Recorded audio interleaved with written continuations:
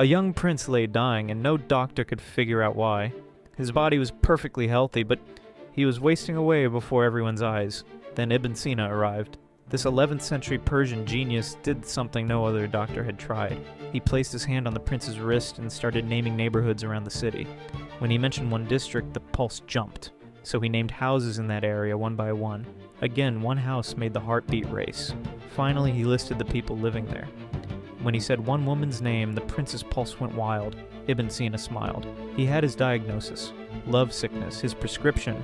The prince should marry this woman. Within days, the prince was completely cured. This wasn't just clever detective work. Ibn Sina had discovered something revolutionary that doctors are still proving today. Your mind and body are connected. Your emotions affect your physical health. His medical textbook became Europe's standard for 600 years. Sometimes the most powerful medicine isn't what you put in your body, it's what you put in your mind.